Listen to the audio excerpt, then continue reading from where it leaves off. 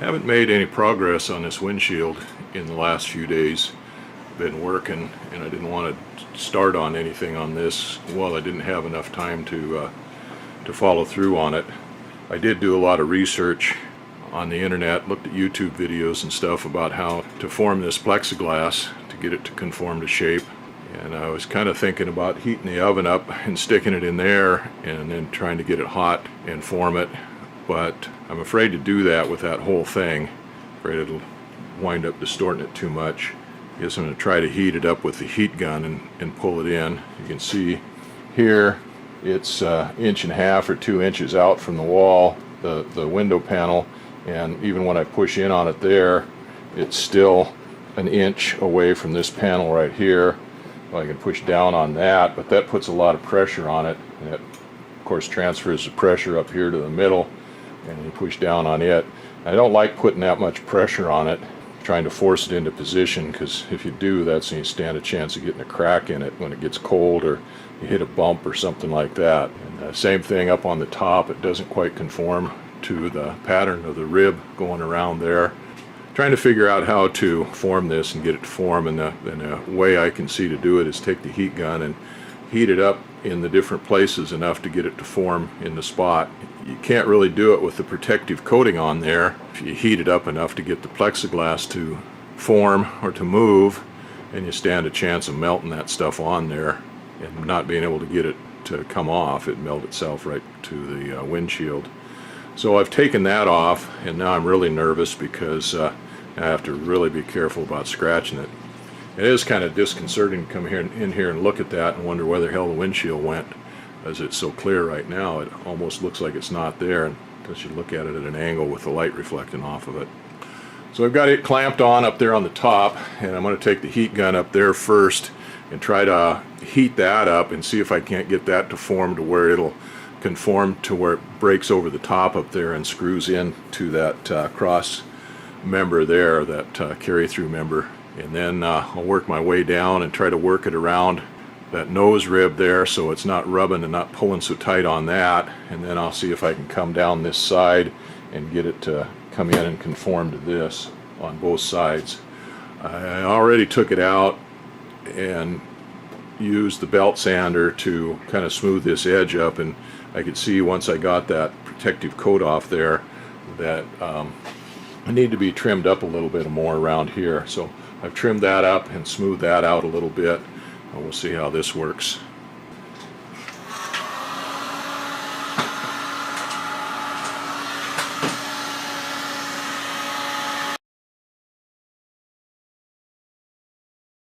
That's starting to relieve this top up here, where this comes over the top, and it had pressure on it, spring pressure on it. It's heating up there, and it's starting to come down.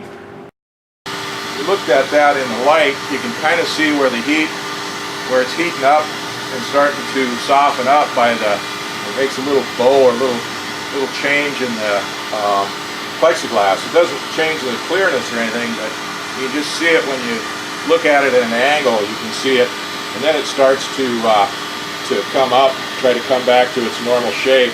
And I'm going to have to put some masking tape on these because this plastic just melts to the plexiglass. Okay, a couple of things here with these spring clamps. The rubber tips on these have a tendency to melt just about the same temperature that this or maybe a little lower than the temperature that this plexiglass starts to soften up. So they melt and stick to it. Of course, then the steel, the metal ends go through the plastic and get into the plexiglass. And the other thing that happens is that these spring clamps are pretty strong, and they put pressure in just a space about 3/4 of an inch to an inch wide on these small ones. And so they make an indentation in the plexiglass in that spot. The shape of the jaw. The other thing is that between these clamps, the plexiglass would have a tendency to come back up, to come up instead of going down, and so you need the clamps pretty close together. I took the plastic tips off of these clamps and put masking tape on them, and then I went and dug out some paint stir sticks and put down on here to help spread this load out a little bit. So this windshield on this side is starting to shape pretty good. I didn't quite get it the way I wanted it because I had to take time off to fix these clamps. So I'm going to go ahead and heat this up out towards the center here and let that shape up, and then I'll heat the other side. This is the ideal spot to start this because most of this will be covered up with a shield that goes over the top of it when we're done. We have the skylight that comes from the back and comes in here, and then the windshield fits over the skylight, and then there'll be a metal piece that goes over that to fair that over. And I did find the scrap piece of the skylight that was left over from when I cut it out and made it up, and I cut a strip of it and laid in here on top for a spacer, so the shape is going to be right for this once the skylight's on there. Now, because I had to take those spring clamps and stuff off of there while this was still warm, and it cooled off a little bit before I got all done, I'm going to heat this up again because the shapes didn't stay in position like it wanted it to. So we'll heat this back up again and then let it cool off with all the clamps on it, so when it cools off to the right shape, and then I'll switch everything over and do the other side.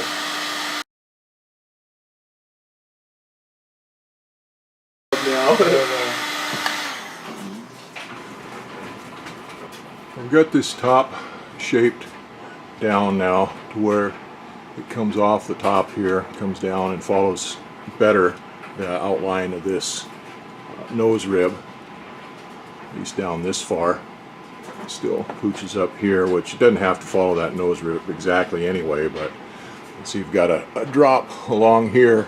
It came down, so that flattens that out on top of that skylight, and so it's not at such an angle coming up. So when we put screws in there, there's not going to be any tension in it. Now there's a little bit of distortion in there right along the top where that bend was. I don't know if that's going to come out as it cools off or not. It's basically up there where you don't look out of it anyway. There'll be a shield or a fairing over this much of it, so a little bit of distortion there. And it takes a long time for that to cool off. Now on this side here, I started doing this side with just the clamps on it, and we've got some divots and stuff in there from the clamps. Well, I'm just as glad I did that on this side as doing it somewhere else. And but after putting those steering sticks on there and clamping those down, then everything comes out a lot better. And I used a steering stick and my fingers to push this down and kind of hold it. And I wound up wrapping a little bit of paper towel shop cloth around the steering stick so it didn't put any imprint in that plexiglass on the other side. I didn't do it on this side. I don't think there's any imprint on it, but I got to worrying about it. Maybe it would, because that gets pretty fluid there, or plastic there, and it takes a imprint of whatever is pushing down on it. So the top is done. Now I've got to do something where it comes around this nose of this rib here to bring it in to relieve the tension on it. You can see how it bows up when it does that. And then down here along this side, I can get it to pull in, but there's a lot of pressure on that there, and it doesn't come in tight unless I really push hard on it there. See if I can pull that in a little bit, but there's no way to hold that in. There's no way to clamp that like I did the top up there, so I'm not sure exactly how we're going to work that. But well, I got the left side down pretty good. It's a heck of a lot better than it was. It's a little bit not quite tight against there, but there's not going to be any stress on that when it is screwed down there. Got it pretty close along this edge. Follows along up here real nice. First thing I did here was I clamped a stir stick here along this. Well, the first thing I did was I took the windshield off after I got done with this top up here. I took it off, and then I made a big wrap of masking tape around this bow, this rib bow here, so it made it real thick. And then I came in and I clamped a stir stick on here and down to here, and then started heating this up and in an area out this way and down, and pulling that around over to this window post and around that bow there. Once I got it down and then I pushed this up, so it pushed it up away from that, so there's a little bit more space. It's not riding right on that tape, on that bow. That turned out pretty good. A little bit of distortion right in here.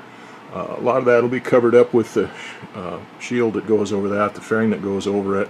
It's not too bad at all. Nothing out in the middle of the windshield. Then I came down, heated this area up all the way down, and then kind of concentrated in this area here and got this to come down.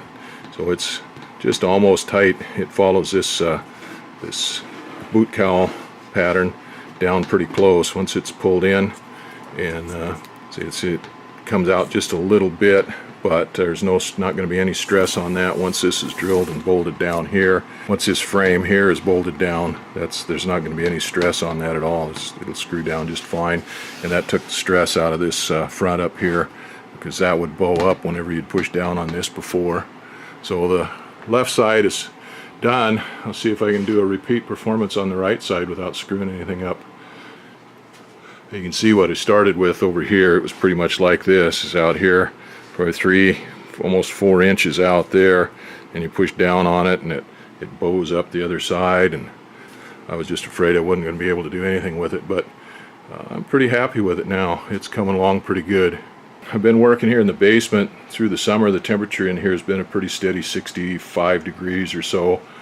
It gets a little bit warmer than that on the warm days when we open the door. But it's been comfortable working for me. Decided that that's probably not the best temperature for working on this windshield.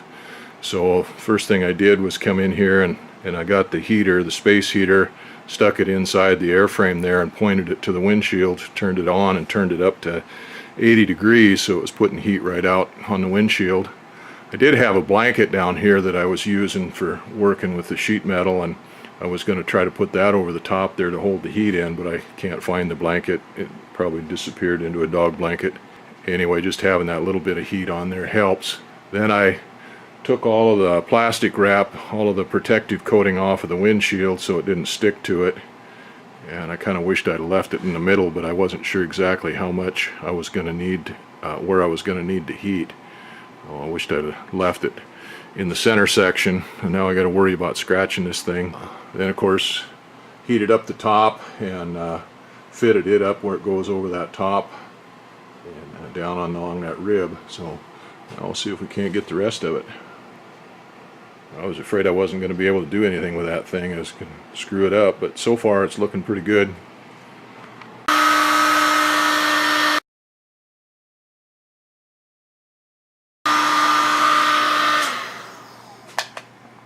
Well, I guess that's as good as it's going to get. My heat gun just crapped out on me. I don't know whether it got too hot, whether it threw the ground fault interrupter or what the deal was, but that's as much as it wanted to do. Hot. Hot, hot, hot. Anyway, that's a hell of a lot better than it was. Okay, that sponges out there a little bit, but not near like it did. And it fits pretty good along this boot cowl here. That where it flattens out right there. So I'm happy with that. That's a heck of a lot better